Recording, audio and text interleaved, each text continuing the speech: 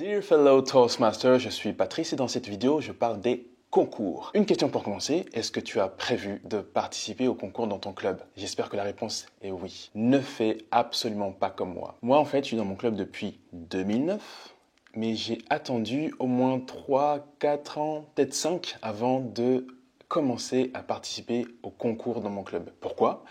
Parce que je me sentais pas prêt, je me sentais pas assez bon, je me sentais pas bien dans ma tête et donc non, je refusais de me lancer dans les concours et c'est une erreur, c'est une erreur. Peut-être que pour toi, concours, ça te fait penser à examen, compétition, juge, jury, notes, sélection, etc., etc. C'est pas des termes, c'est pas des notions qui sont attirantes, plaisantes, on est d'accord. Donc je t'invite à remplacer ces notions par exercice, jeu, opportunité, challenge. Et ça, c'est positif. Comme je l'ai partagé dans une vidéo précédente, il faut absolument profiter de toutes ces opportunités pour pratiquer.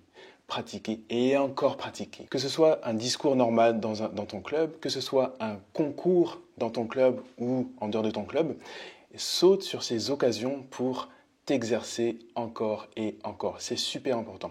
C'est en passant à l'action, c'est en pratiquant, c'est en expérimentant que tu vas progresser. Si tu te refuses à participer au concours, tu te prives d'une opportunité de découvrir quelque chose de nouveau et d'exercer. Et c'est dommage. Moi, j'ai attendu donc 3, 4, peut-être 5 ans avant de participer au concours au niveau de mon club et c'est une grave erreur. Et pourtant, ce qui s'est passé pour moi, c'est que dès la première année ou peut-être la deuxième année où j'ai participé au concours dans mon club, eh bien, j'ai gagné dans mon club pour le concours des improvisations.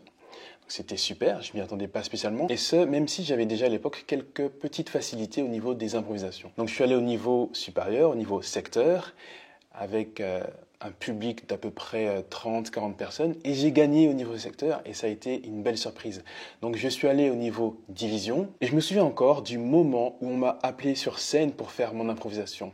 Pour moi en fait c'était déjà une putain de victoire parce que ça se passait devant une audience de grosso modo 80, 100 personnes.